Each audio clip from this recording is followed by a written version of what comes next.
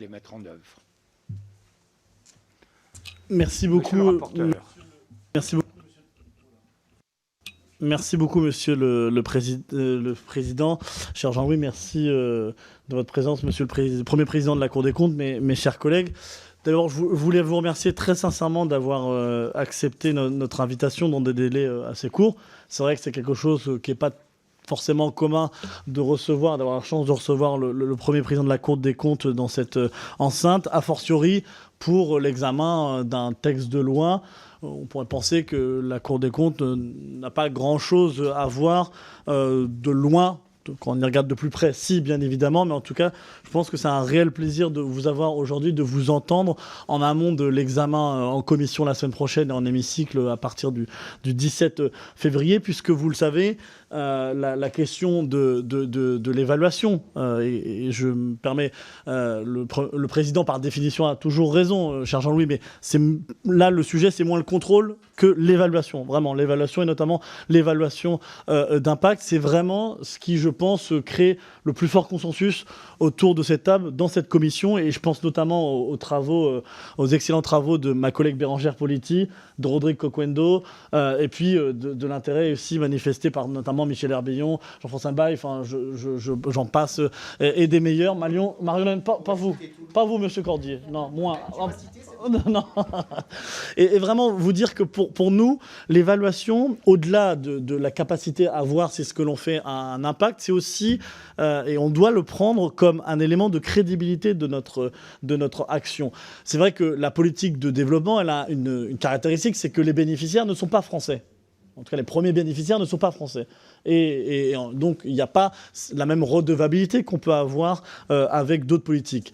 Et quand on augmente les crédits budgétaires comme on augmente actuellement, quand on est dans cette tendance à atteindre les 0,55 et aller au-delà, vraiment la question de l'évaluation, elle est au cœur, parce que c'est parce qu'on aura cette crédibilité qu'on pourra du coup créer de l'adhésion, du consensus, et dire à nos concitoyens, eh bien voilà pourquoi on le fait, et voilà quels sont les résultats dans la lutte contre la pauvreté, dans la lutte contre les inégalités mondiales. Et puis au-delà de la question de la crédibilité, parce que c'est cette crédibilité qui nous donne aussi notre influence à l'international. Et c'est vrai que la France ne sera d'autant plus influente, sa voix ne sera d'autant plus écoutée sur ces questions de développement solidaire parce qu'elle aura démontré qu'elle a des impacts au quotidien dans ses actions financées, que ce soit par l'AFD, par les ambassades. Donc cette question de l'évaluation, c'est une question pour nous aussi de rapport avec nos concitoyens et au fond de pacte de confiance que l'on peut avoir avec eux. Et cette question de l'influence, eh bien, elle est éminemment importante et je sais que vous y êtes attaché étant donné vos éminentes fonctions avant, notamment à la tête du ministère de l'économie et finances. Alors vous le savez, Monsieur le Premier Président, dans sa rédaction actuelle, le présent projet de loi institue une commission d'évaluation. Alors déjà, la première chose qu'on peut noter, c'est qu'il n'y a pas le terme indépendant. Alors on va y remédier très rapidement, ce sera, je crois, un des premiers amendements. Mais vous l'avez bien vu, et le ministre l'a redit hier, pour l'instant, les choses ne sont pas clairement définies. En tout cas, il y a de la place pour le débat parlementaire, et c'est pour ça que votre présence ici est très précieuse pour nous éclairer, accompagner sur ces différentes missions, ou comment pourrait se faire l'articulation avec la Cour des comptes. La première question, pour moi, qui est fondamentale, et on aimerait avoir votre avis, c'est comment garantir son indépendance. Vraiment, le mot n'y est pas. Nous, on a vraiment une demande principielle ou première, c'est une garantie d'indépendance. C'est la première des choses. La deuxième chose, c'est comment s'assurer de la diffusion de ces travaux, de la transparence auprès de tous les publics. Puisque l'enjeu, au fond, c'est pas qu'on se contente ici d'avoir des évaluations, on est content, on est entre nous à la commission, entre plus ou moins experts. L'idée, c'est vraiment comme en Angleterre, d'avoir une diffusion de vulgariser, si je peux me permettre le terme, ces travaux-là pour que nos citoyens puissent être beaucoup plus informés de cette politique-là. Et donc cette question de entre guillemets, de la démocratisation de l'aide publique au développement, de la capacité à transmettre les résultats, les recommandations au plus grand public, c'est un élément pour nous essentiel. Et donc c'est le deuxième sujet. Ensuite, le troisième sujet que je voulais aborder avec vous, c'est au fond, quelle est la place du Parlement, selon vous, dans cette architecture. Personnellement, je ne suis pas du tout favorable à ce qu'il y ait les parlementaires qui siègent dans cette commission. Voilà, et je pense qu'on partage ça avec Bérangère Poletti, puisque c'est pas notre vocation, notre métier. Par contre, la redevabilité de cette commission obligatoire devant le Parlement, de devoir venir présenter les rapports, de devoir faire ce travail d'information d'abord auprès du Parlement, de revenir peut-être 1 an et demi après pour nous dire quelles ont été les mises en œuvre des recommandations. Voilà, ça nous paraît important, et donc il faut que vous puissiez nous dire comment vous voyez aussi le rôle des parlementaires et la redevabilité vis-à-vis du Parlement.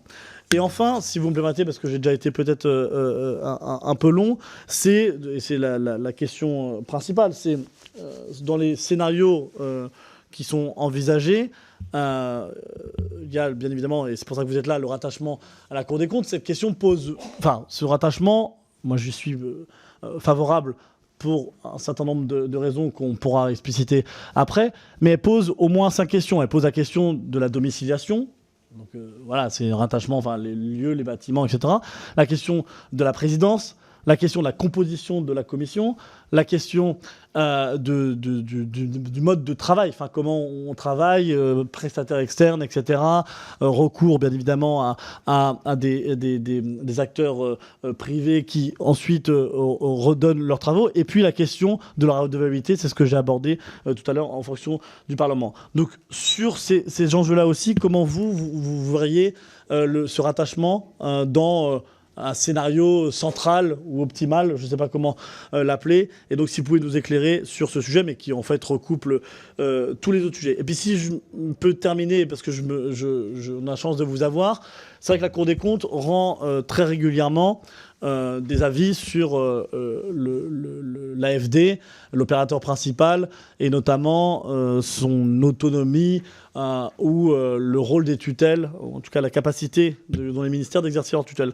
Et donc je voulais tout simplement aussi avoir votre sentiment, et vous avez aussi exercé en tant que ministre de tutelle de cette agence, sur au fond les avancées que ce texte-là permettent ou pas, et est-ce que vous pensez que les dispositifs mis dans le cadre partenariat global, les dispositifs intégrés dans la loi permettront permettront aux deux ministères de faire en sorte que l'AFD mette en œuvre la stratégie, bien évidemment, du gouvernement, mais en même temps permettre à cet établissement d'avoir la flexibilité inhérente à son statut, qui est un statut aussi de développement public concourant à l'action extérieure de l'État et aux fonctions et au fond, pardon, j'ai chaud dans ce match-là, et au fond, de faire en sorte que ce texte de loi permette aux tutelles d'exercer une tutelle un peu moins des années 90 et beaucoup plus des années 2020, si je me permets. Une tutelle peut-être beaucoup moins descendante, verticale, mais qui soit peut-être un peu plus non, pas du tout. Pas du tout, c'est pas ce que je veux dire. Mais une tutelle, par exemple, comme il y a le BPI avec le ministère de l'économie, vous voyez, où c'est beaucoup plus un contrat de confiance sur le long terme et beaucoup moins peut-être parfois dans le micro-management, si vous me permettez l'expression. Donc voilà, des questions qui sont nombreuses, et je vais laisser mes collègues aussi les évoquer, mais en tout cas, vous redire que pour nous, en tout cas, pour moi, c'est un vrai plaisir de vous avoir aujourd'hui, que la question de la commission indépendante d'évaluation, elle est centrale, parce que ce qu'on doit à nos concitoyens, et c'est la condition, à mon sens, de la confiance et de l'adhésion des Français dans cette politique qui est un élément essentiel de notre politique étrangère. Merci beaucoup. Merci.